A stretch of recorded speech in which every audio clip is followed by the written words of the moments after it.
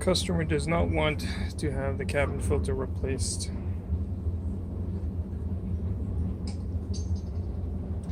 Oh well. I've heard of lowering your car, just to make it look good. And I've heard of short shift kits, but I've never actually seen short shift kits or people dropping their stick shift lower. To each his own, I guess. I think that's the worst I've ever seen.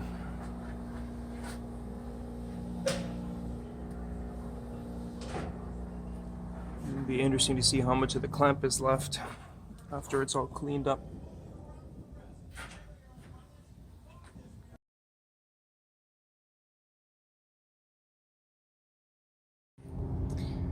Just came in from another shop. Parking brake isn't working. This is all loose. Turns out they did brakes on it already, or at least regular brakes. Where's that rotor? So they even banged on this rotor to get it off again, I guess to double check their work. But these pads are solid in the carrier. You can't even, here, I'll try to squeeze them together. I can't even squeeze them out.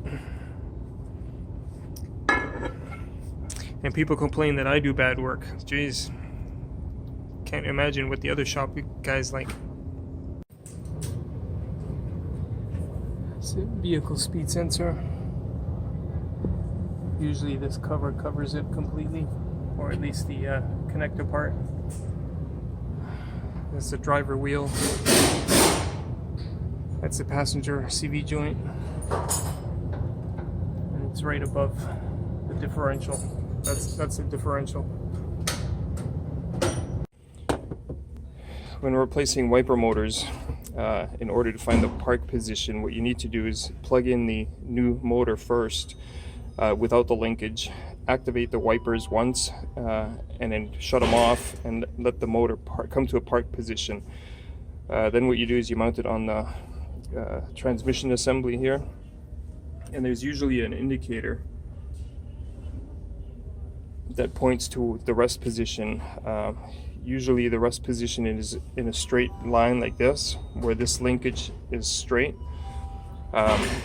So what you do is you line it. The only thing you have to make sure is that the lever is on the right side. You can see right now it's over here. Sorry, can't do this one-handedly. But if you put this lever on this side, instead of wiping this way, they'll go that way first. And then you're obviously, and your wipers are going to go down instead of going up. So that's the only thing you have to make sure that you got to get correct, is this guy here. So if in doubt, just look at the linkage here, and you can see this will pivot when this thing starts to turn clockwise. This is going to go clockwise as well. And so if you have the link on this side and it starts to rotate, it's actually going to push left first. It's a bit confusing, but it makes sense once you look at it. 98 Golf, daytime running light not working. This is the daytime running light relay. Where am I here? It's not going to focus in, but that's a bad solder joint here. Gonna reflow that one and see what happens.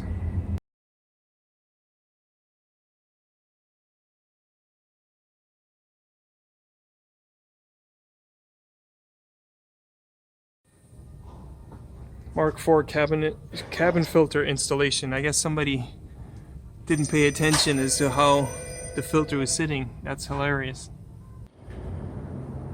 Just lifting the van up. Customer complained about having to add oil. The oil light buzzer came on. He just got the van back from an alignment shop that did some suspension work. First thing I notice is this shock isn't even attached. Missing bolt. This side seems okay. Eurovan with a coolant leak. I just got some water in it right now.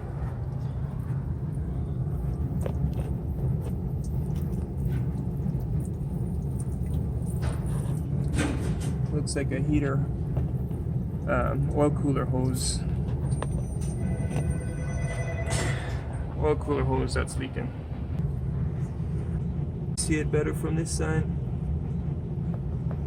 Not really. Let's see if I can get a shot from underneath. So I'm just draining the coolant right now. The hose is this long one right here.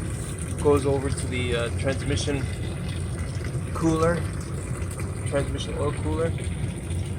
And the second hose, this one, which goes to the block. So I'm going to replace both of those.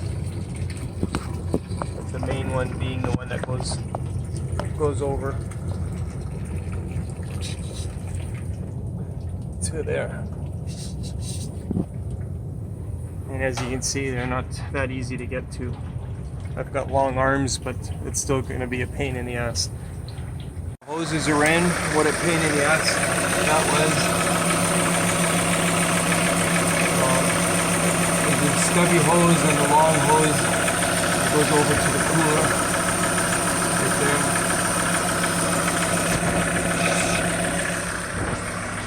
So even with the long arm reach, it's a real pain. You got to go up under here over the drive shaft and sort of work blind. Having good hose clamp tools definitely helps, but it was still a pain.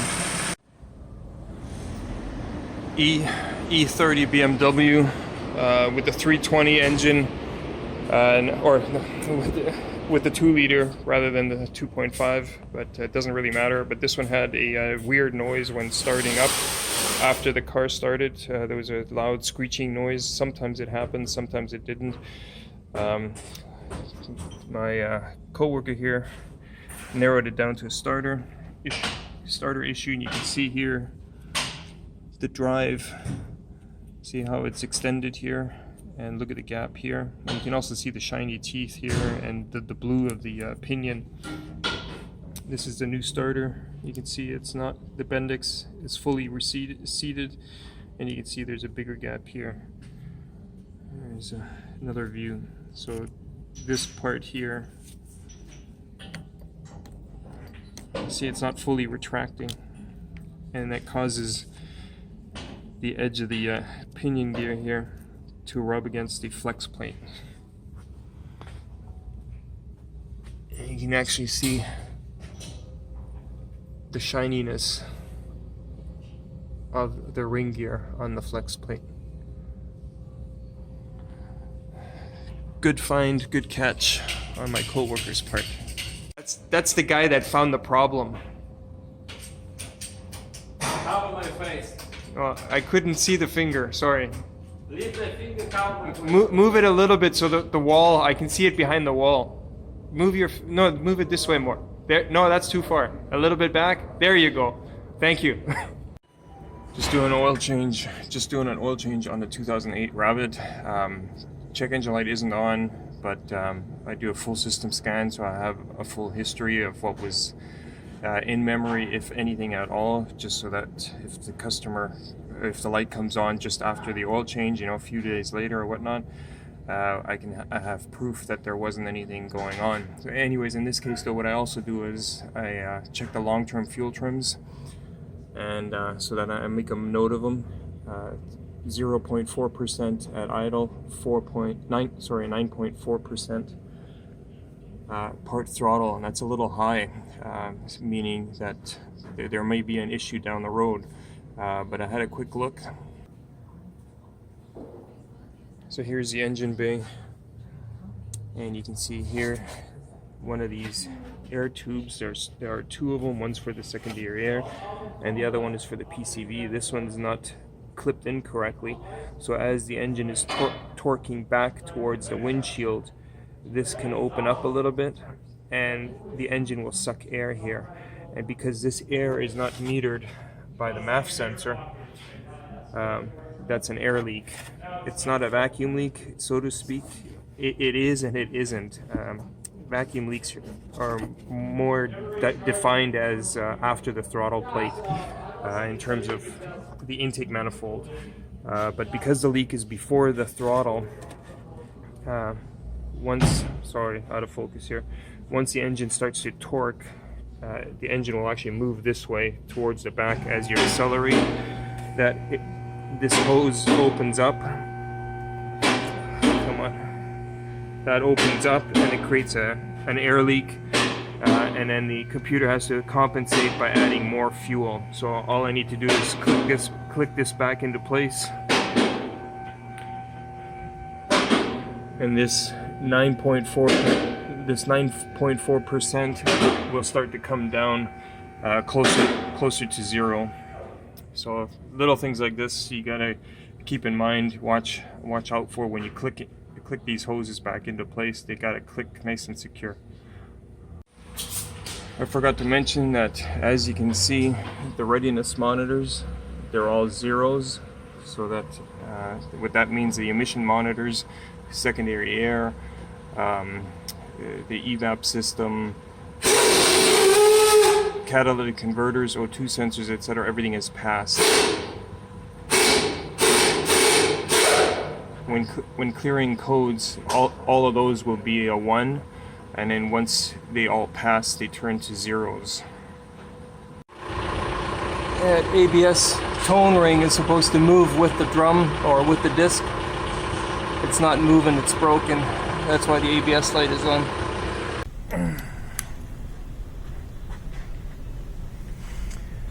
Should be 88 foot-pounds or 120 Newton meters.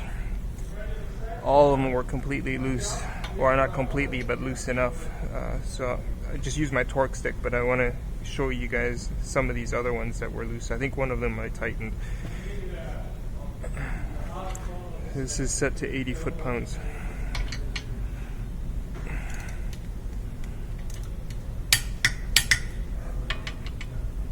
That's the one I tightened.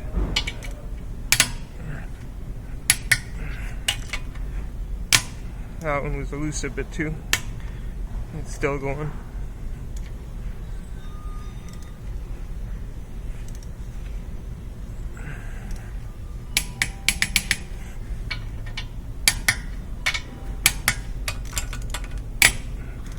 Still going. Problem is when tightening on the ground, if there's a gap, you're forcing against the gap. So ideally you want to snug them up when it's up off of the ground, so that you start off with a wheel that's already touching. If there's a slight gap, you're dragging the wheel against the ground towards the disc, and that friction is offsetting the torque.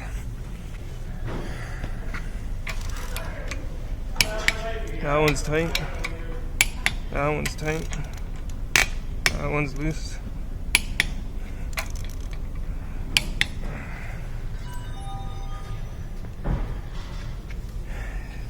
So I'm going to go over all of them with my torque stick. I prefer to use a torque stick. And I'm going to have it up off of the ground so that the wheel doesn't drag. If you go through all the trouble of having to remove a taillight assembly in order to replace just one bulb, have a good look at the bulbs. In this case there's only 2 of them, but you can see there's a black tint. It's kind of hard to see. This bulb here has a black tint right up here, and this guy is also starting to tint black. So in this case you're better off replacing both bulbs right away. That way, when the other bulb fails, maybe a month, maybe 6 months down the road, you don't have to pull the assembly again. On light assemblies where you don't have to remove the whole light assembly, where you can work from inside the trunk and just remove the light panel, then feel free to just replace one bulb at a time or as they burn out. Obviously some assemblies have 4 or 5 bulbs, If you want, just replace them all. It's up to you. Keep the others as spares, or like I said, just replace them on a need by need basis. In this case, you're better off just replacing the two because, like I said, they're the same age.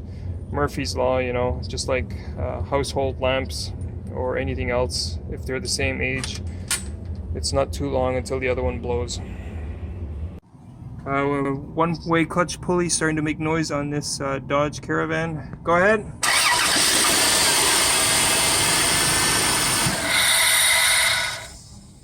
Okay. One of my first YouTube videos that I posted was of this exact throttle body here, and I was trying to demonstrate a motorized throttle body in terms of there's no idle stabilizer. The computer moves the throttle, and you can see the throttle moving to maintain an idle. It is cable operated, so if I were to give gas,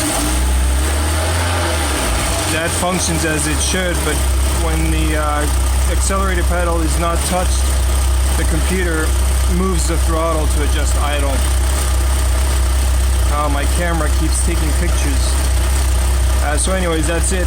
The video that I initially posted was one of my silent videos, too afraid to talk. Don't remember the reason why, I don't know, whatever.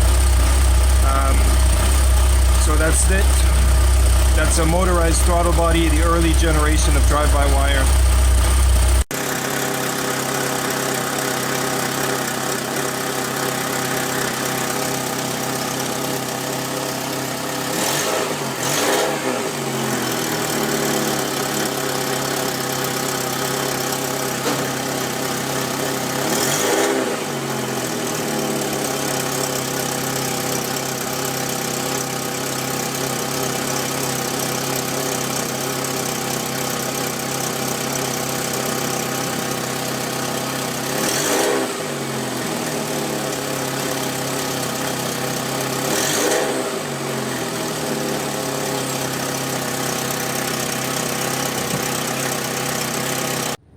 Here's the AC drain, or the water drain for the AC on a Eurovan. Little rubber spout. This is, for point of reference, the shifter housing, be it standard or automatic. This one is an automatic. Fuel filter, steering rack, and this is the 5-cylinder gas, 2.5 liter. That's the downpipe, the exhaust. So VR6 will obviously look different, but the drain should be in a similar location. It might not have the spout that sticks out like this. It might just be draining from behind this heat insulation.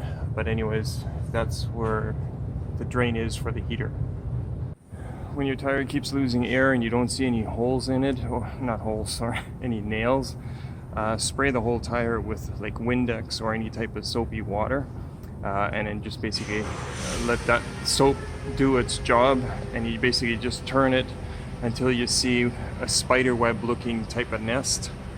And here you can see, even though there is no nail,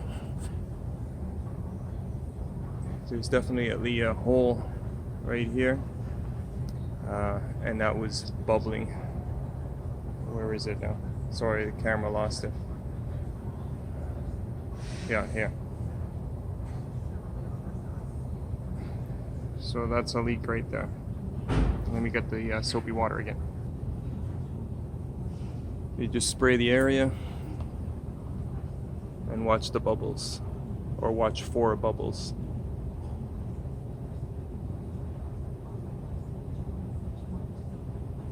Nice and simple. Now all you got to do is fix it. Either you put in a tire plug, which isn't the greatest. Ideally, you want to put a patch in on the inside with a protruding plug. Here's another example of what I call a spider nest leak. Little tiny bubbles that look like a nest.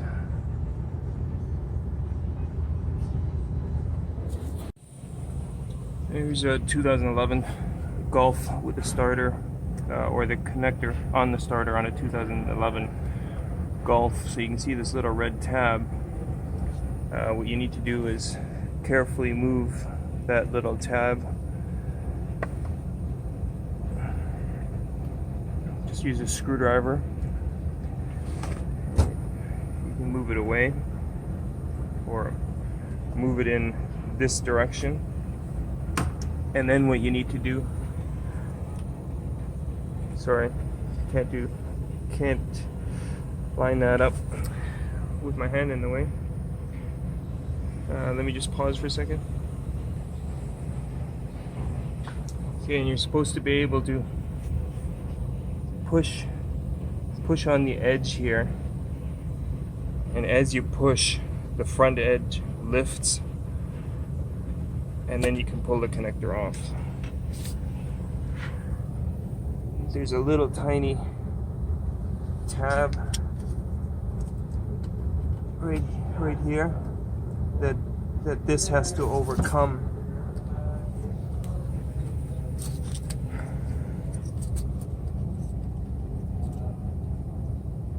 So you can see when I push on this red on the end of the stop here,